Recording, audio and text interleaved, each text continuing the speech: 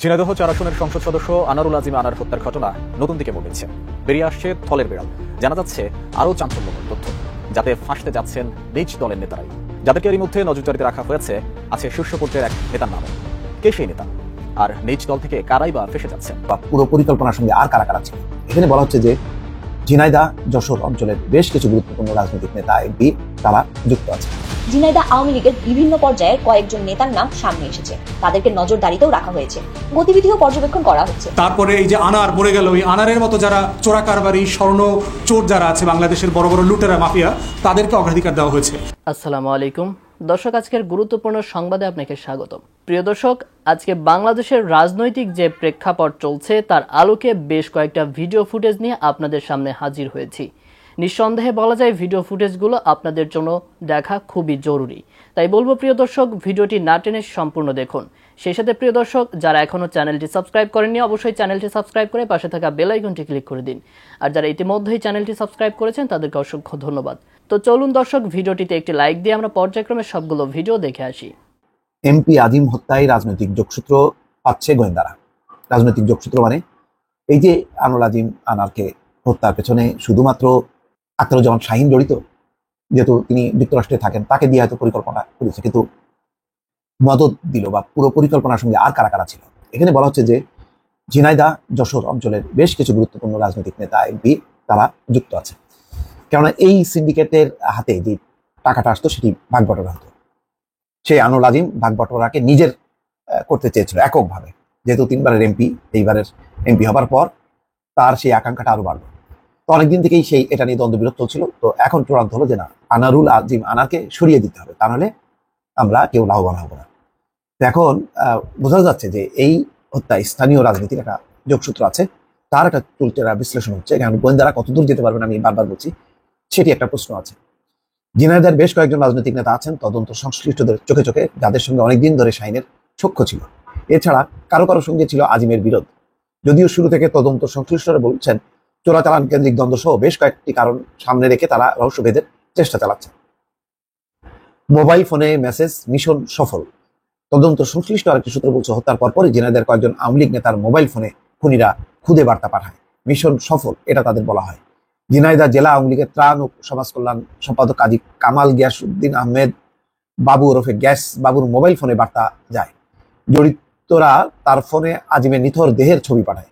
এছাড়া খুদে বার্তা পাঠানো হয় জেলা আওয়ামী লীগের সাধারণ সম্পাদক সাইদুল করিম মিন্টুর ফোনেও। এক ঢিলে দুই পাখি মারা হলো কিনা গোয়েন্দারা দেখছেন যে জেলার সাবেক এক এমপিকে প্রায় একই ধরনের খুদে বার্তা দেওয়া হয়। কেন খুনিরা গ্যাস মিন্টু সহ অন্যদের এই ধরনের বার্তা পাঠালো সে বিষয়ে তদন্ত চলছে।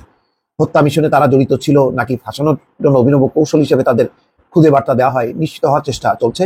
স্বর্ণ চোরাচালান নিয়ে বিরোধের জের ধরে আজিমকে হত্যা করে এক ঢিলে দুই পাখি মারা হলো কিনা নিশ্চিত হতে নজর গোয়েন্দাদের। এদিকে আজিমের পরিবারের সন্দেহ রাজনৈতিক বিরোধের জেরে এই হত্যাকাণ্ড ঘটেছে। তারা জেলা আওয়ামী লীগের সাধারণ সম্পাদক সাইদুল করিম মিন্টু, ত্রাণ ও সমাজ কল্যাণ সম্পাদক কামাল গিয়াস বাবু সহ আরো কয়েকজনকে সন্দেহ করছে। তাদের জিজ্ঞাসাবাদ করলে নতুন কিছু বেরিয়ে আসবে বলে মনে করছেন আজিমের পরিবার।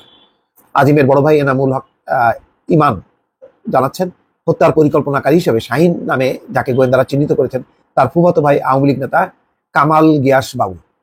এছাড়া হত্যা মিশনে আরেক সদস্য চরমপন্থী নেতা আমানুল্লাহর দুঃসম্পর্কের বোন জামাই গিয়াস, এরা পরস্পর আত্মীয়। এনামুল হক আরো জানান জেলা আওয়ামী লীগের সাধারণ সম্পাদক মিন্টুর ছায়ে থাকতো গিয়াস।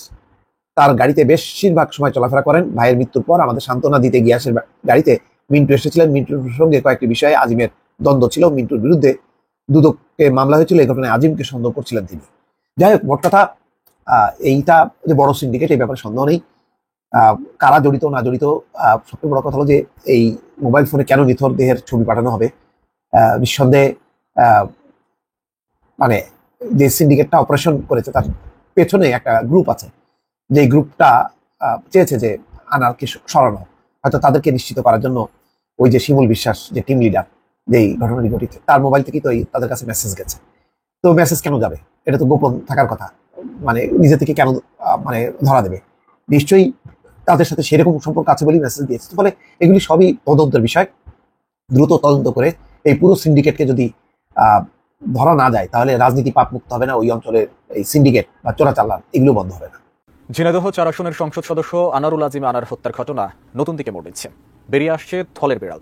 জানা যাচ্ছে আরও চাঞ্চল্যকর তথ্য, যাতে ফাঁসতে যাচ্ছেন নিজ দলের নেতারাই। যাদেরকে এরই মধ্যে নজরদারিতে রাখা হয়েছে আছে শীর্ষ পর্যায়ের এক নেতার নামও।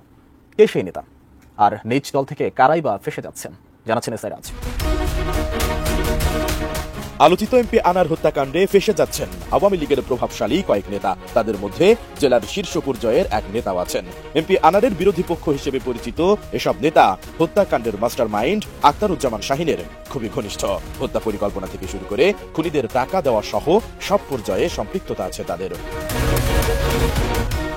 আনার হত্যা মিশন বাস্তবায়নকারী শিমুল ভুইয়া রিমান্ডে ডিবির তদন্ত সংশ্লিষ্ট কর্মকর্তাদের কাছে চাঞ্চল্যকর এসব তথ্য দিয়েছেন। পাশাপাশি এই ঘটনায় এখন পর্যন্ত মূল হোতা যাকে বলা হচ্ছে সেই আখতারুজ্জামান শাহিনের বান্ধবী শিলাস্তি রহমানও বেশ কিছু গুরুত্বপূর্ণ তথ্য দিয়েছেন।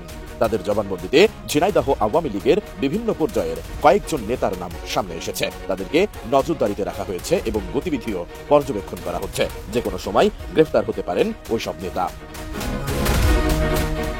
এরই মধ্যে হত্যাকাণ্ডের ঘটনায় সম্পৃক্ততা থাকার কারণে ঝিনাইদহ জেলা আওয়ামী লীগের ত্রাণ ও সমাজ কল্যাণ সম্পাদক কাজী কামাল আহমেদ ওরফে বাবুকে শনিবার গ্রেফতার করেছে ডিবি। পরে রিমান্ডে নিয়ে তাকে জিজ্ঞাসাবাদ করে এমন কিছু তথ্য পাওয়া যাচ্ছে যেটি এই হত্যাকাণ্ডের মোড় ঘুরিয়ে দিচ্ছে। বেরিয়ে আসছে হত্যাকাণ্ডের মূল রহস্য, গ্রেফতার ও পলাতক আসামিদের পাশাপাশি আর কে জড়িত সেসব তথ্য। গোয়েন্দা সূত্র বলছে, শিমুলের দেওয়া তথ্য অনুযায়ী হত্যা মিশন বাস্তবায়নের পর তাকে 2 কোটি টাকা দেওয়ার কথা ছিল কাজী কামাল আহমেদ বাবুর, আর বাবুর পেছনে ছিলেন ঝিনাইদহ জেলা আওয়ামী লীগের প্রভাবশালী আরেক নেতা। গ্রেপ্তার কাজী কামাল আহমেদ বাবুর রাজনৈতিক গুরু জেলা আওয়ামী লীগের সাধারণ সম্পাদক সাইদুল করিম মিন্টু। ঝিনাইদহ পৌরসভার সাবেক এই মেয়রের ডান হাত হিসেবে পরিচিত বাবু। তাকে গ্রেপ্তারের পর থেকেই আত্মগোপনে চলে গেছেন মিন্টু। এমপি আনারের স্বজনদেরও দাবি, এ হত্যাকাণ্ডের পেছনে রাজনৈতিক বিরোধী পক্ষ জড়িত।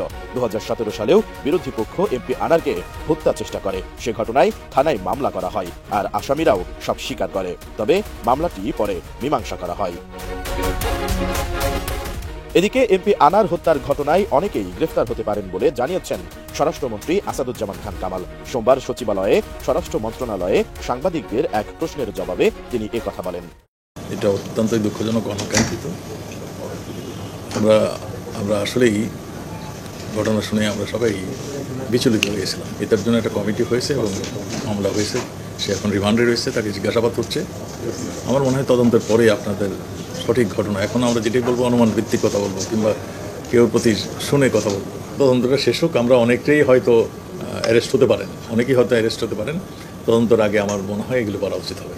এর আগে গত 12 মে ভারতে যান এমপি আনার। পরদিন 13 মে কলকাতার নিউ টাউন এলাকার সঞ্জীবা গার্ডেনের একটি ফ্ল্যাটে খুন হন তিনি। তবে ঘটনাটি প্রকাশ্যে আসে 22 মে। ওই দিন রাজধানীর শেরেবাংলানগর থানায় আনারের মেয়ে মুমতারিন ফেরদৌস ডরিন বাদী হয়ে অজ্ঞাতনামা আসামিদের বিরুদ্ধে অপহরণ মামলা করেন।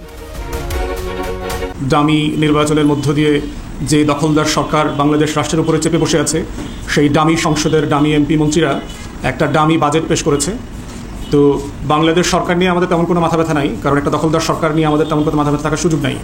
কিন্তু বাস্তবতা হচ্ছে, যেহেতু জনগণের টাকা লুটপাট করবার একটা আয়োজন চলছে এই বাজেটের মধ্য দিয়ে, আমাদের দায়িত্ব হচ্ছে রাজনৈতিক দল এবং রাজনৈতিক কর্মী হিসেবে আমাদের জাতিকে এই ব্যাপারে সতর্ক করা এবং তাদেরকে জানান দেওয়া যে আসলে বাজেটের নামে কী সব হচ্ছে। সরকার IMF থেকে $4.7 বিলিয়ন একটা ঋণ চুক্তি করেছে, যেটার 2টো কিস্তি ইতিমধ্যে বাংলাদেশকে দিয়ে দেওয়া হয়েছে। গত মাস 2 আগে আপনারা দেখলেন যে IMF এর একটা ডেলিগেশন টিম আসছে বাংলাদেশে। তারা প্রায় 8-10 দিন বাংলাদেশে ছিল 3য় কিস্তি ছাড়ের ব্যাপারে আলোচনা করবার জন্য। এটা ধারণা করা হচ্ছে যে এই বাজেটের জন্য, বাজেট বাস্তবায়নের জন্য যে সরকারকে বিশাল পরিমাণ টাকা খরচ করতে হবে, তার অংশ হিসাবে IMF এটা ছাড় দেবে $680 মিলিয়ন মতো, আর কি 6,500 কোটি টাকা। তো সেই বাস্তবতায় দেখতে হবে যে বাংলাদেশ সরকার যে সকল পদক্ষেপ নিয়েছে এই বাজেটের মধ্য দিয়ে, যেগুলো করতে চাচ্ছে, IMF এর অনেকগুলো রিকমেন্ডেশন সেখানে বাস্তবায়িত হচ্ছে। IMF এর অনেকগুলো রিকমেন্ডেশন, ভালো রিকমেন্ডেশন আছে, যেগুলো রেগুলেটরি রিফর্মের কথা তারা বলেছে, বাজেট বাস্তবায়নে দক্ষতা বৃদ্ধির কথা বলেছে, যে অপচয় হচ্ছে বিভিন্ন জায়গায়, যে চুরিচামারি হচ্ছে, করাপশন হচ্ছে, সেগুলো বন্ধের কথা বলেছে। সেগুলো তারপরে বাংলাদেশ ব্যাংক থেকে শুরু করে পরিসংখ্যান ব্যুরোর সকলকে ডেটা ম্যানুফ্যাকচারিং করার যে বাস্তবতাগুলো আছে সেগুলো বন্ধ করে ফেয়ার ডেটা প্রোভাইড করবার কথা বলেছে। এগুলো জাতির জন্য কল্যাণকর জিনিস। কিন্তু ট্যাক্সেশনের পরিমাণ বাড়ানো এবং সাবসিডি কমানোর যে জায়গাগুলো সরকার চিহ্নিত করেছে, সেটা বোঝা যাচ্ছে যে IMFকে সন্তুষ্ট করবার একটা জায়গা এখানে যেমন আছে, ঠিক তেমনিভাবে সরকারের যে অলিগার্ক আছে, যে দুর্নীতিবাজ মাফিয়া চক্র আছে, এই দুর্নীতিবাদ চক্রকে সন্তুষ্ট করবারও একটা টেন্ডেন্সি আমরা এই বাজেটের মধ্যে দেখলাম। সেগুলো কি দেখেন, তার ভিতরে একটা হচ্ছে যেটা খুব বেশি আলোচিত হচ্ছে, যে বৈধ উপার্জনের উপরে আপনি থ্রেশহোল্ড মোতাবেক আপনি সর্বোচ্চ 30% হারে কর দেবেন। সেখানে যদি আপনি অবৈধ টাকাকে বৈধ করতে চান, যেটাকে ব্ল্যাক মানিকে হোয়াইট করবার কথা বলা হয়, সেখানে আপনাকে কর দিতে হবে মাত্র 15%। এবং বলা আছে যে বাংলাদেশের শুধু রাজস্ব বিভাগ না, কোনো আইনশৃঙ্খলা বাহিনী, কোনো ডিপার্টমেন্ট তার এই টাকার উৎস সম্পর্কে কোনো প্রশ্ন করতে পারবে না। এটার ভিতরে শুধু টাকা, ডলার, প্লট, ফ্ল্যাট, জমি জমাই নাই, আপনি যা যোগ করবেন এই সম্পদ হিসাবে এটার মধ্যে, সেটা এখানে ইনক্লুড করা যাবে, ইভেন বন্ড, ট্রেজারি। তো শুধুমাত্র 15% দিয়ে আপনি এখানে বৈধ করে ফেলবেন। তাহলে দেখেন যে বাজেটে কাকে অগ্রাধিকার দেওয়া হলো বাজেট করবার ক্ষেত্রে। অগ্রাধিকার দেওয়া হলো হচ্ছে যিনি হালাল পথে পরিশ্রম করে সৎভাবে উপার্জন করেন সেই মানুষটাকে না, বরং যিনি লুটপাট করেন। বেনজিরকে অগ্রাধিকার দেওয়া হয়েছে, আজিজকে অগ্রাধিকার দেওয়া হয়েছে, গোলাপকে অগ্রাধিকার দেওয়া হয়েছে, সাইফুজ্জামান জাভেদকে অগ্রাধিকার দেওয়া হয়েছে, সমর রেজাকে অগ্রাধিকার দেওয়া হয়েছে। তারপরে এই যে আনার মরে গেল, ওই আনারের মতো যারা চোরা কারবারি, স্বর্ণ চোর যারা আছে বাংলাদেশের বড় বড় লুটেরা, মাফিয়া, তাদেরকে অগ্রাধিকার দেওয়া হয়েছে। যারা ডলার পাচার করে তাদেরকে অগ্রাধিকার দেওয়া হয়েছে। তো দর্শক, আমি আশা করছি আজকের ভিডিওটি আপনি খুব মনোযোগ দিয়ে দেখেছেন। আর এই ভিডিও সম্পর্কিত যদি কোনো তথ্য বা মতামত থাকে তাহলে অবশ্যই কমেন্ট করে জানাবেন। আজকের মতো নিউজটি ছিল এটুকুই, ফিরছে আগামী ভিডিওতে নতুন কোনো টপিক নিয়ে। আল্লাহ হাফেজ।